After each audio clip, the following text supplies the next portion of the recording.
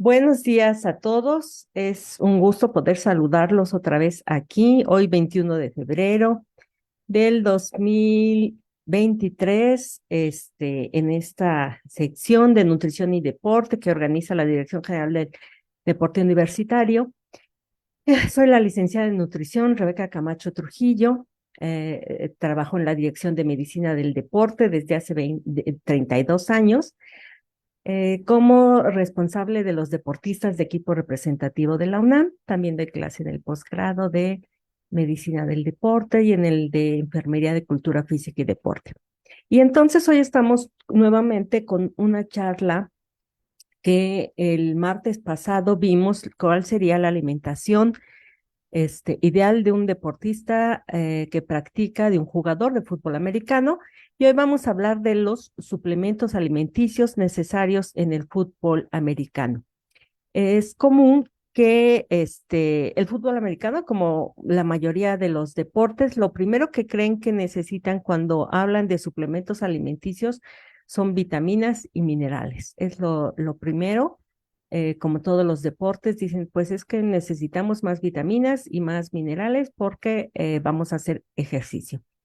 Y realmente no son los que, digamos, el primer suplemento que les recomendaría, porque primero esos, pues la recomendación de vitaminas y minerales, pues es si hay una carencia y en alguien que sí logra comer, la vez pasada decíamos que pues 5,000 kilocalorías, 4,000 kilocalorías, pues es muy difícil que se presente una carencia de vitaminas y de nutrimentos. Bueno, a menos que esto fuera en puro productos chatarra y no alimentos, ¿no? Si fueran puros productos chatarra y no alimentos, podría presentarse alguna carencia de vitaminas, pero es muy raro que se presente, ¿no? Incluso se recurren luego a las inyecciones de complejo B, que para tener más energía, cuando si se logran comer las cantidades de carne que requiere en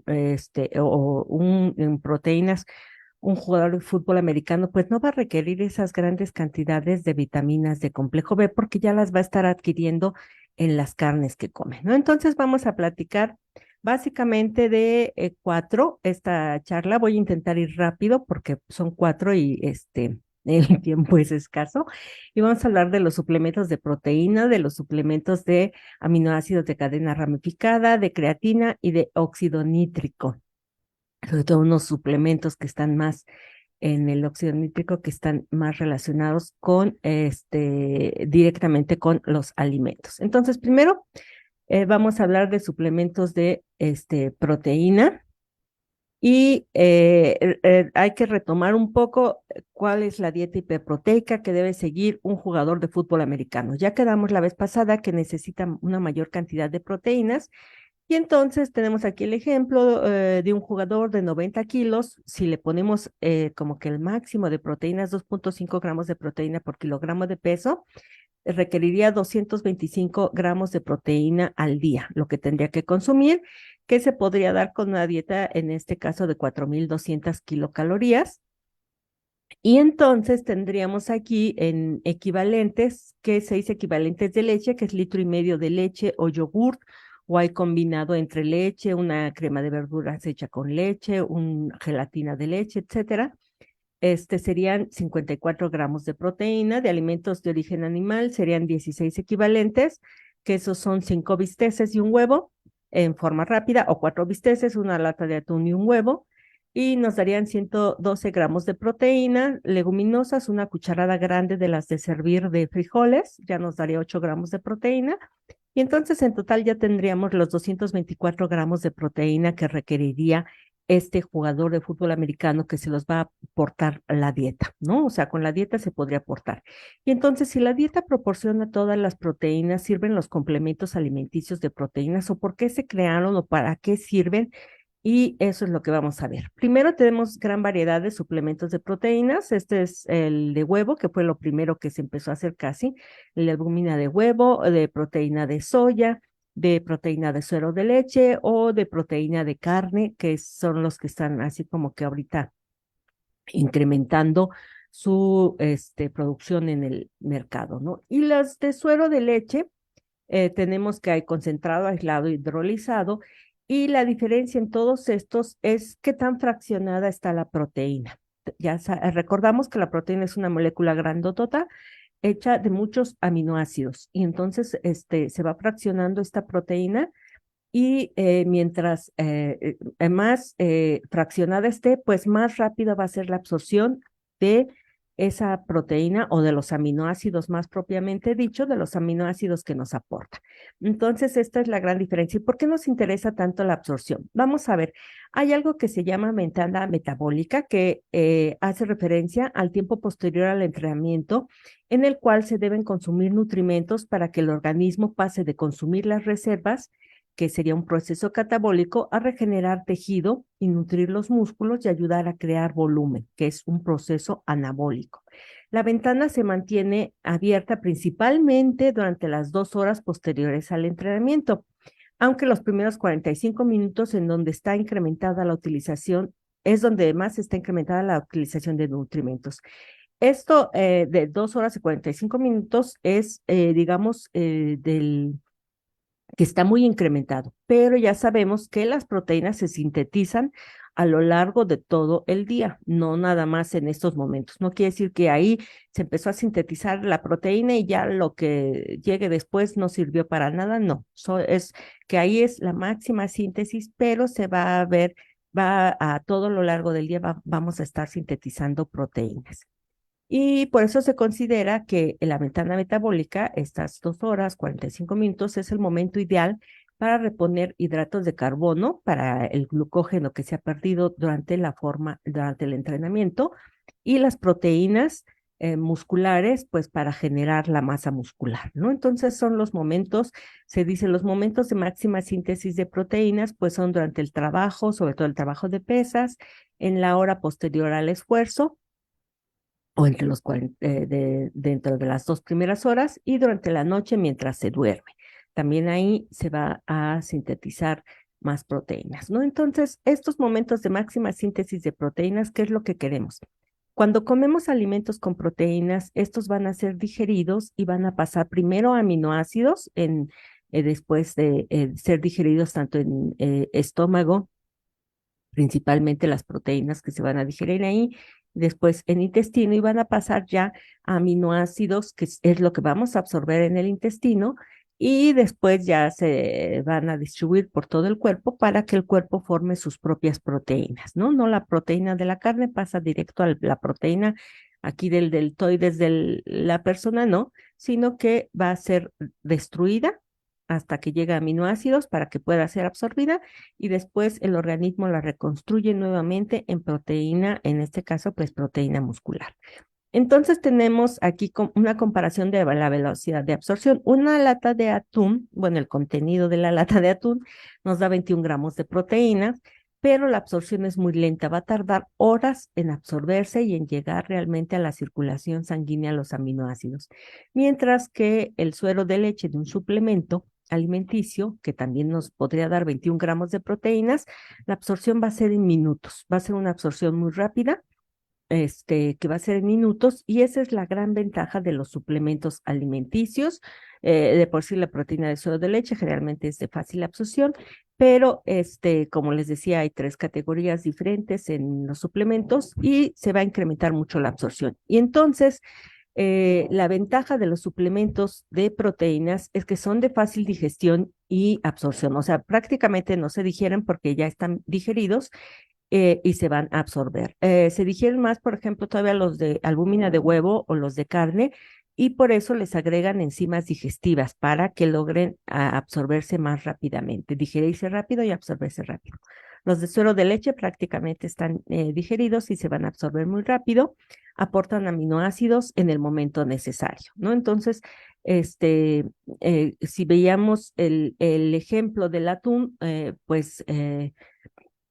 si dura horas, unas 3 horas en absorberse y se lo come alguien justo antes de hacer el gimnasio, pues van a terminar a lo mejor su tiempo de gimnasio. Un jugador de fútbol americano hace alrededor de 2 horas de gimnasio, va a terminar su tiempo de gimnasio y este atún todavía no se ha digerido y por lo tanto todavía no le está proporcionando los aminoácidos que va a requerir en sus momentos de máxima síntesis de proteínas. mientras que un suplemento de suero de leche, pues sí, se absorbió ya en minutos y sí le va a estar proporcionando esas proteínas. Entonces, los suplementos de proteínas en general deben de aportar, ya se los he comentado otras veces, mínimo 20 gramos de proteína por scoop o por medida que dan, si no, generalmente está muy cara esa proteína que nos están dando y generalmente vienen entre 20 y 40 gramos. Ahorita hay algunos que traen 40 gramos. Deben tomarse antes del gimnasio, durante el gimnasio o después del gimnasio y ajustar la toma para que no coincida con alguna comida. Porque si nos lo tomamos junto con una comida, pues ya no sirvió de mucho el utilizar un suplemento de proteínas porque la comida va a hacer más lenta la absorción de ese suplemento. Ajá. Entonces, es preferible tomarlos con agua porque la absorción va a ser más rápida y en caso de que se quiera utilizar leche, lo mejor es utilizar leche descremada, ya que siempre un poco de grasa va a hacer más lenta esa absorción. Entonces, si se utiliza leche, pues ya sabemos que ahí se puede aprovechar de la leche que ya habíamos calculado para que nos aporte más proteínas, pero debe ser leche descremada y evitar agregar más alimentos como cereal o fruta, ya que van a modificar la absorción. Sí, muchas veces se les recomienda en el gimnasio, ¿no? Pues para que este batido quede así muy consistente, le ponemos la proteína y le ponemos plátano y le ponemos avena y le ponemos chía y le ponemos un montón de cosas y realmente no va a funcionar. Como les decía, la importancia de un suplemento de proteínas es que se absorba rápido y se va a absorber más rápido mientras solo contenga el suplemento y agua o en último de los casos, leche descremada. Entonces, evitar agregarle cosas, tomarlo simplemente como leche y agua. Y también revisar las etiquetas, porque, por ejemplo, este que tenemos aquí nos dice que el scoop o la medida son 32 gramos, bueno, acá marca 31 gramos, pero estos 31 gramos no son todos de proteína, sino que gramos de proteína son 24, ¿no? 24 gramos de proteína. Entonces hay que estar siempre viendo eso, porque a veces le agregan muchas cosas a las medidas y, bueno, por ejemplo, le agregan a los suplementos, perdón, hidratos de carbono, les agregan grasa para a los que le llaman sobre todo gainer, para ganar mayor masa muscular, o sea, para que tengan más energía. Esta energía no va a partir de proteínas, sino de grasa y de hidratos de carbono. Y entonces hay que estar revisando porque la medida puede no darnos los mínimos 20 gramos de proteína que queremos y hay que estar revisando, ¿no? ¿Cuántos gramos de proteína nos aporta la medida? Y les decía, mínimo 20 gramos es lo que vamos a utilizar.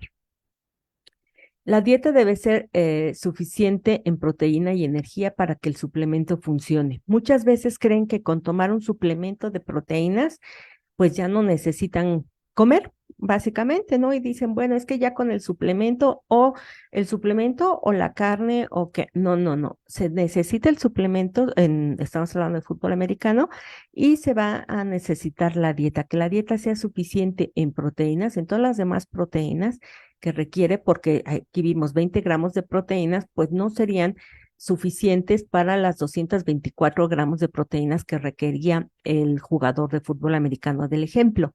Entonces le aporta solo 20 y tantos y los otros 200 gramos pues los va a aportar la dieta, ¿no? Los van a necesitar aportar la dieta. Y entonces la dieta, si no aporta esos 200 gramos extras, además del suplemento, pues no va a funcionar el suplemento para nada. Y también si no aporta energía, el problema es que si la dieta, si requería 4.500 kilocalorías y solo está consumiendo 3.000, pues entonces esas proteínas se van a usar como fuente de energía y no para generar masa muscular.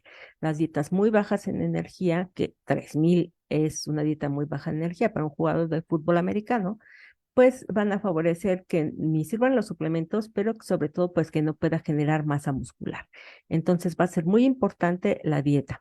Y la dieta y los suplementos deben estar acordes con el trabajo de fuerza, obviamente a lo largo del ciclo del jugador, de cuándo es el momento ideal para generar masa muscular y cuando el trabajo de fuerza ya no está realmente necesitando a lo mejor tanta proteína porque no se va a generar masa muscular porque pues ya están en otro momento de la temporada, ¿no? Entonces, todo esto se tiene que estar coordinando con, de preferencia, pues el nutriólogo del deporte o con el médico del deporte que esté a cargo del equipo.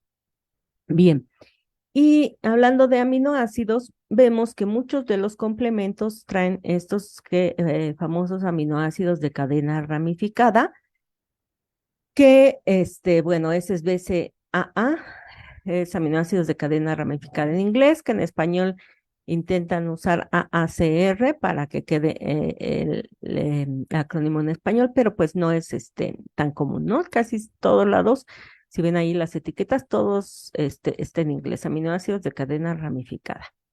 ¿Y cuáles son esos? Bueno, son la isoleucina, leucina y valina, que son aminoácidos esenciales. Ahí están los otros esenciales, histidina, lisina, metionina, fenilalanina, treonina y triptófano.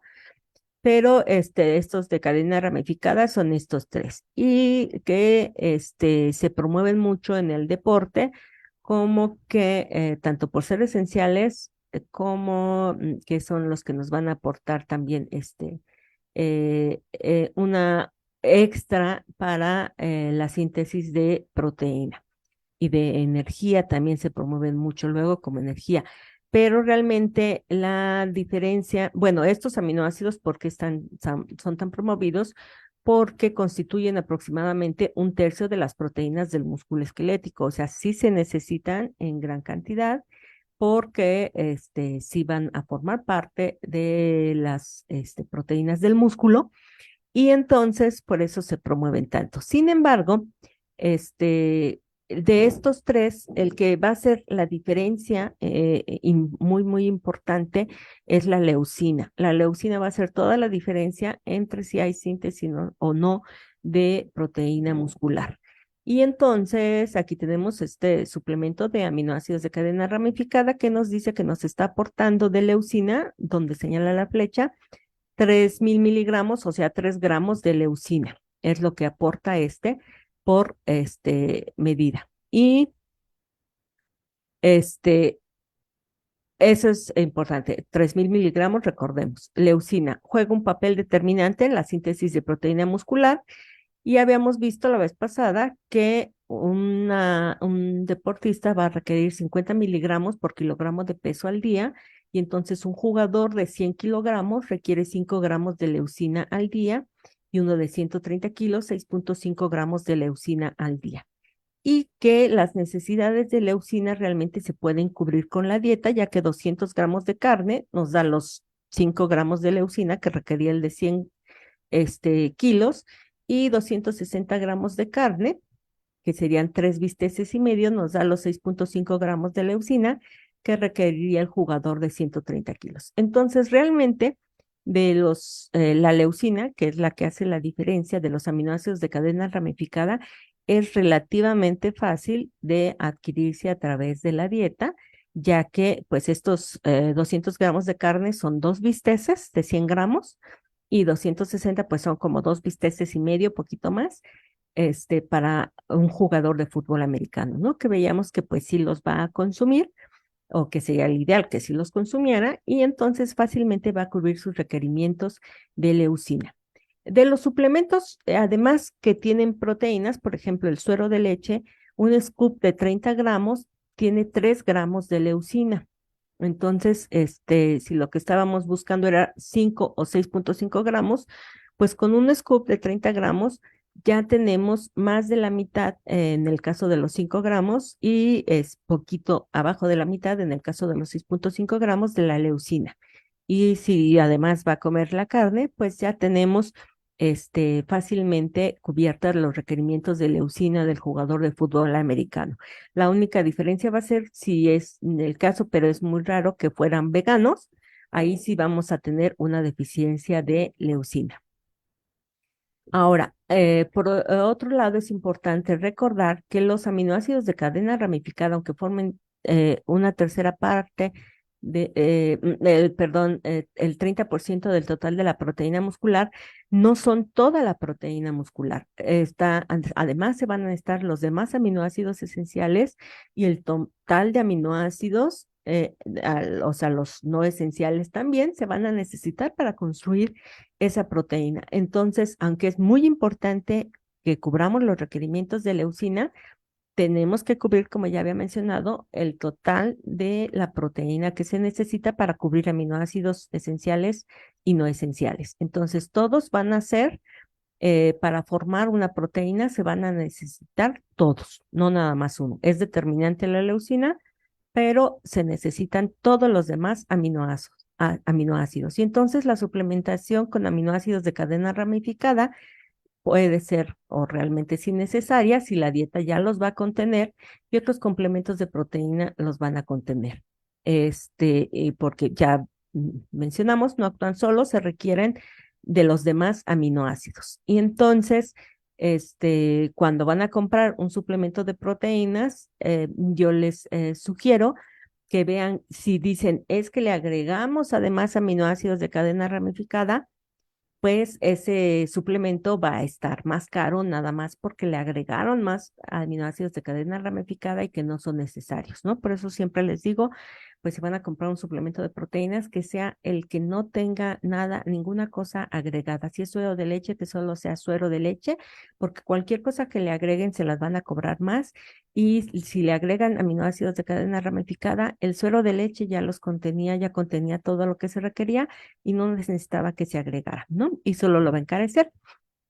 Claro que pues alguien puede decir, bueno, yo de todas formas prefiero porque me gusta más, o así me aseguro todavía de más leucina, pues puede ser, ¿no? Es la opción. Nada más la recomendación, pues sería revisar bien las etiquetas y ver qué es lo que estamos comprando. A veces dicen que los tienen y no es que se los hayan agregado extra, sino que pues ya saben que ya lo contiene la proteína del suero de leche, ¿no? Entonces, pues nada más revisar para ver costos-beneficios de lo que nos están aportando los suplementos que compramos.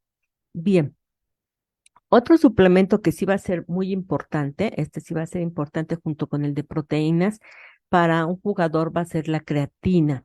La creatina es un aminoácido también, pero es un aminoácido que no forma proteínas.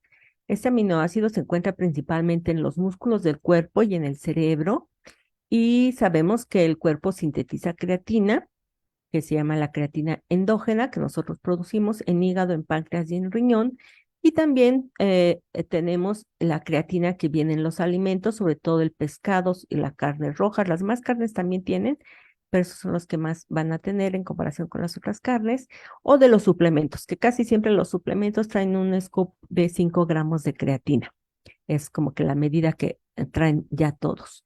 Y la concentración de creatina muscular y sanguínea se reduce en los vegetarianos, ¿no? Porque obviamente es nada más la producción endógena y no hay este aporte exógeno realmente de creatina en las personas vegetarianas. Bueno, el cuerpo almacena la creatina como fosfocreatina o fosforilcreatina, principalmente en los músculos, donde se usa para obtener energía.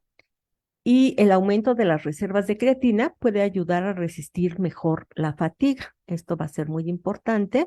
Y también un suplemento de creatina puede mejorar el rendimiento del ejercicio de alta intensidad de corta duración, menos de 30 segundos, con periodos de recuperación breves, ¿no? Como serían justamente los jugadores de fútbol americano, los esfuerzos que van a tener. Son esfuerzos repetitivos. Y por otro lado, la creatina también es útil en el entrenamiento para aumentar la masa muscular, ¿no? Entonces son tres de los motivos que nos va a solucionar la creatina y que van a ser muy importantes para el jugador de fútbol americano, y por lo tanto se va a recomendar el que pues se pudiera consumir. La creatina, ya habíamos mencionado, hay una presentación de creatina que pueden revisarla, ahí se quedan en YouTube. Y lo que se recomienda que se use es monohidrato de creatina o creatina monohidratada, porque es con lo que se han hecho todas las investigaciones de cómo va a servir. Y bueno, es un polvo blanco que se puede ingerir después de combinarlo con líquidos o con alimentos.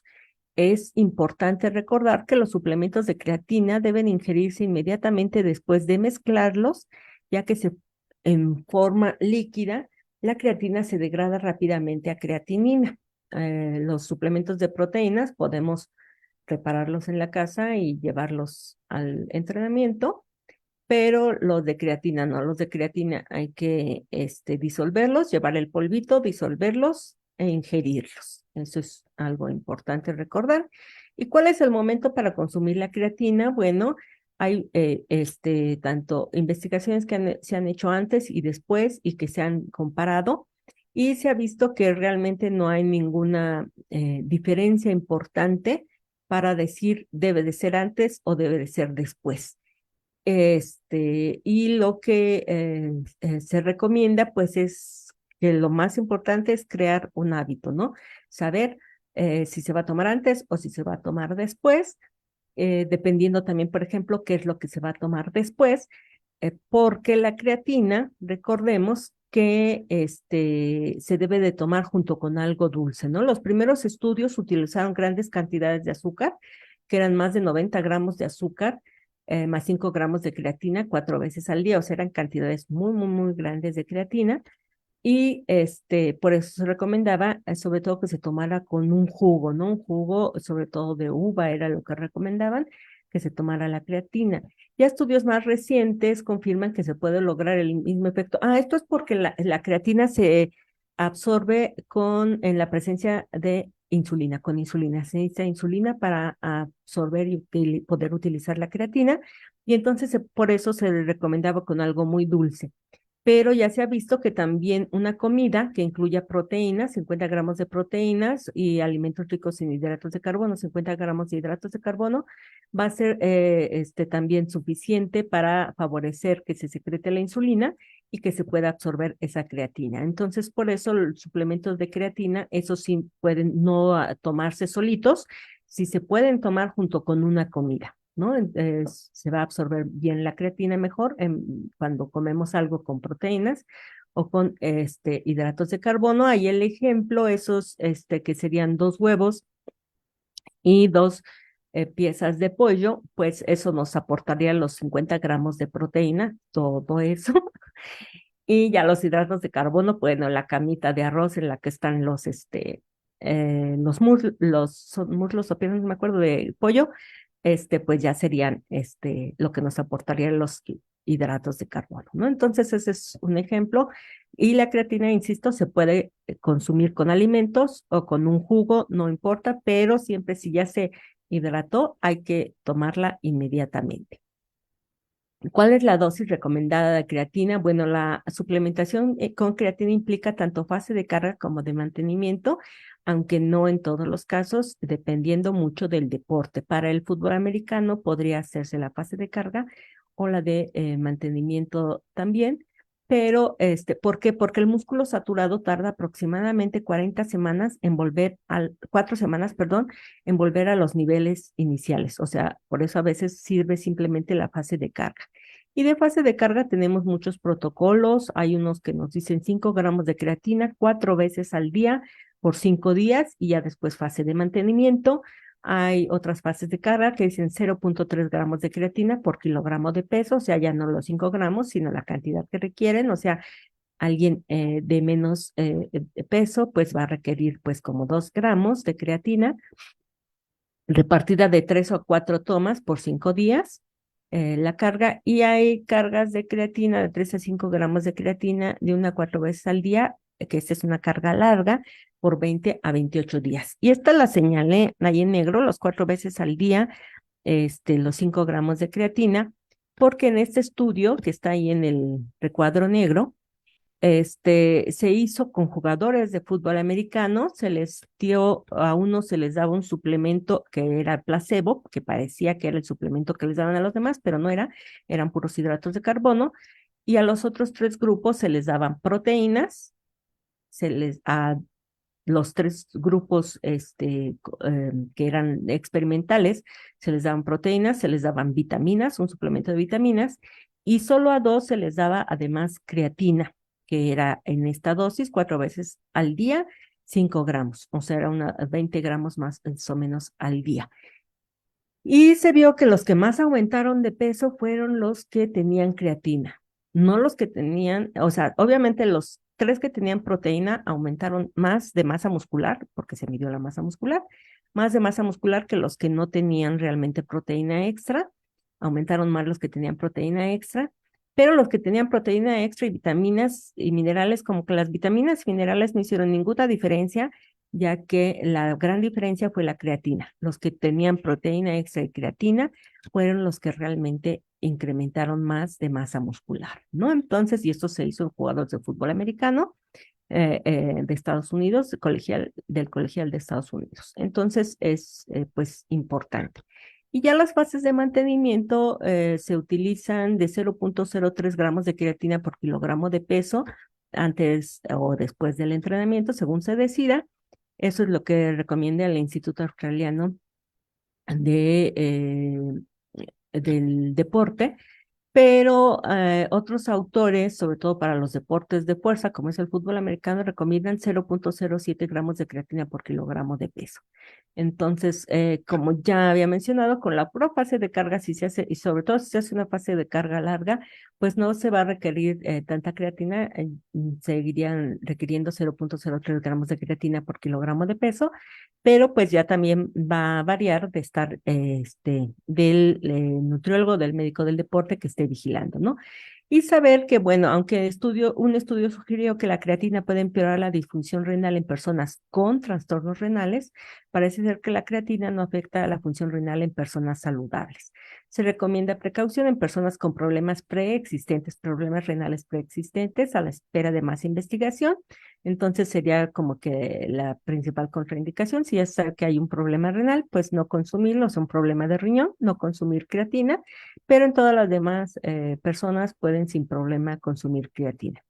Y también hay mucho, sobre todo, la creatina se empezó a consumir desde 1965, entonces de esa fecha pues para acá ya han pasado 58 años y existen informes que dicen que hay calambres, distensión, desgarros, pero hay muy poca evidencia realmente de estudios bien controlados. O sea, estos informes anecdóticos es de que alguien dice, ay, pues a mí como que al empezar a tomar creatina me daban calambres, ¿no? Pero no está comprobado bien con estudios y entonces pues nada más se quedan así como historias anecdóticas, y se ha visto que la creatina pues es de los más seguros, les digo, pues ya lleva 58 años de investigación, de probarse en la población y se ha visto que es pues totalmente seguro. Ha habido seguimientos hasta de 5 años de consumo diario de creatina y que no causa ningún problema a la salud en las dosis recomendadas. En este caso, esos estudios 5 años es de 0.3 gramos, 0.03 gramos de creatina por kilogramo de peso. Bien, y del óxido nítrico, bueno, el óxido nítrico es un gas que produce naturalmente el cuerpo humano y relaja los vasos sanguíneos y aumenta entonces el flujo sanguíneo. Al relajarlos, va a aumentar el flujo sanguíneo. Esto va a hacer que baje la presión arterial, le lleva más nutrimentos a las mitocondrias que están dentro de todos los músculos, que ya sabemos que es ahí donde se lleva a cabo lo que llamamos respiración, que realmente es el proceso de obtener energía a través de grasas o de hidratos de carbono que se lleva a cabo en las mitocondrias a través de rutas metabólicas aeróbicas, o sea, con oxígeno, con presencia de oxígeno. También influye en la concentración, en la contracción, perdón, muscular y tiene función también inmunológica, ¿no? De protegernos de los agentes patógenos. Muchos suplementos se comercializan como potenciadores de óxido nítrico, porque como es un gas, realmente no hay ningún suplemento que tenga el gas ahí metido en cápsula, en polvo, no, no es posible, no tenemos, los suplementos no traen óxido nítrico, traen potenciadores de óxido nítrico y afirman, bueno, que pueden mejorar la fuerza, el rendimiento y la resistencia.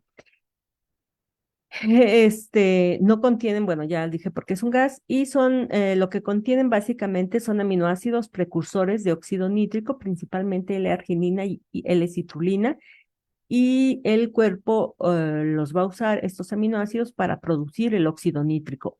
Por ejemplo, que se anuncia como sabor sandía, no es en vano, o sea que el sabor o no es raro, extraño o al azar, más bien que sea sabor sandía, porque la citrulina realmente donde abunda mucha citrulina es en la sandía, ¿no? Entonces ya ahí podríamos tener una fuente de citrulina, sería en la sandía, que es donde abunda. Entonces, por eso este suplemento de óxido nítrico, sabor sandía, realmente seguramente es de citrulina obtenida a partir de sandía. Bien, también tenemos que el nitrato dietético, o sea, el nitrato que tienen algunos alimentos, se puede utilizar para mejorar la disponibilidad en el cuerpo humano de óxido nítrico. Este nitrato, a través, primero en la saliva y después al pasar a los procesos de digestión, se va a transformar finalmente en óxido nítrico en el cuerpo. Y entonces sabemos que la suplementación con óxido nítrico reduce, en este caso es con jugo de remolacha, que va a aportar este óxido nítrico, reduce el costo de oxígeno del ejercicio. Esto quiere decir que se necesita menos oxígeno, por eso puse la mitocondria, para hacer el mismo trabajo, ¿no? Es una ventaja, mejora la eficiencia del músculo y aumenta el rendimiento. Todos los estudios de rendimiento, muchos se empezaron a hacer sobre todo en ciclistas, pero ya hay estudios, sobre todo europeos, que es donde más se está utilizando y, por ejemplo, lo que más se parecería, porque en Europa no se juega tanto fútbol americano como en América, sería jugadores de rugby. También hay muchos estudios con jugo de remolacha, esto es para como aporte de óxido nítrico. Entonces, los nitratos de la dieta, las verduras de hojas verdes como la espinaca, la rúcula, tienden a ser los cultivos con mayor contenido de nitrato, seguidos de los jugos de apio y de remolacha y de las zanahorias, ¿no? Entonces, todo esto nos va a aportar en la dieta nitratos que pueden ser utilizados como precursores de óxidos nítricos. ¿Cuál es la dosis que se ha utilizado? Bueno, la dosis típica de nitratos en jugo de remolacha es de 350 a 500 miligramos de nitrato, proporcionados en una sola porción de concentrado de jugo de remolacha, consumido 2.3 horas antes del ejercicio. También de esto hay una presentación que podrían consultar, donde explico más todo esto. Pero bueno, el jugo orgánico de remolacha es en este shot de jugo de remolacha que ya está concentrado, o sea, le quitaron gran parte del agua para que no se tenga que consumir de 70 mililitros, una gran cantidad de jugo, sino que ya está concentrado y da 300 miligramos de nitrato. Encontramos en el mercado muchos suplementos que nos van a aportar esto de el polvo. Hay incluso gomitas, encontré de remolacha que nos van a aportar nitratos como precursores de óxido nítrico y que podemos adquirir. Ahí están los shots, están medio caritos porque vienen obviamente envasados en envases pequeñitos y pues nos cobran cada envase. Entonces, casi siempre si queremos pensar en costo-beneficio, pues es comprar los que vienen en polvo y disolverlos nosotros, ¿no? Aportar nosotros el agua y ya nos sale más barato. Pero vemos que hay muchas presentaciones. Ahí les dejé los costos por si querían verlos y pues en dónde se compran, ¿no? Bien, deben garantizar, eso sí, los suplementos al menos 350 miligramos de nitrato, ¿no? Así como les digo, las proteínas que compren deben de darles mínimo 20 gramos de proteína. Los suplementos deben de dar al menos 350 miligramos de nitrato por porción para que realmente sea efectivo como aporte de óxido nítrico al jugador de fútbol americano. Una dosis de jugo de remolacha equivale a 350 o 500 miligramos de nitrato, ya que, bueno, varía un poquito según cada, donde sea cosechada la remolacha, y se tomaría de 2 a 3 horas antes del comienzo de la competencia. O también se puede hacer lo que es un consumo frecuente, que es un consumo diario de 300 miligramos de nitrato con las comidas, o puede ser con suplemento o con las comidas, de 3 a 15 días antes de la competencia, ¿no? Entonces, pues básicamente, pues sería durante todo el tiempo, 300 miligramos. Y en la dieta, ¿qué es lo que nos aportaría estos 300 miligramos? Aquí tenemos un ejemplo de que aporta 400 miligramos de nitrato, que es pues un betabel grande de 200 gramos, una colchina mediana de 120 gramos o 2 tazas de rúgula, 2 tazas de perejil, una taza de Espinacas, 2 tazas de espinacas baby, 500 mililitros, o sea, medio litro de jugo de remolacha y 2.5 tazas de apio. Así visto en tantas tazas, pero recuerden que estos son 400 miligramos. Si nos tomamos la mitad de todo eso, tenemos 200 miligramos de consumo diario y que podría ir aportando para todo el tiempo o dividirlo en 2 tomas y que se fueran diferentes, obviamente, un vaso de o una taza de jugo de betabel al día y una mezcla de todos los demás, que fuera otra taza, como una ensalada, y ya tendríamos todos los nitratos que se requieren para la obtención del óxido nítrico necesario para el deporte. Bien, cuando se toman suplementos hay que recordar que los enjuagues bucales pueden disminuir la conversión de nitrato a óxido nítrico, entonces esto es importante, no mezclarlos con enjuague bucal cuando se va a utilizar en los suplementos. Y también, sobre todo cuando hablamos de alimentos, el incrementar estos alimentos que nos aportan los nitratos como precursores de óxido nítrico, que finalmente les digo, ningún suplemento va a dar óxido nítrico, todos son precursores de óxido nítrico, pueden influir en los intestinos, ¿no? Lo que es en estos, el FODMAP, que también hay una presentación de lo que es la dieta FODMAP, que es fermentables, oligodisacáridos, monosacáridos y polioles, que estos causan problemas en el intestino, sobre todo relacionado con el intestino irritable o colon irritable, y entonces al incrementar estos verduras que les mencionaba, pueden incrementarse estas sustancias que pueden ser un problema para quien tiene el intestino, padece, perdón, de intestino irritable o de colon irritable, y entonces pues ahí sí va a ser más fácil recurrir a los suplementos, ¿no? A los suplementos que ya vienen concentrados y que no nos van a generar tantos problemas intestinales.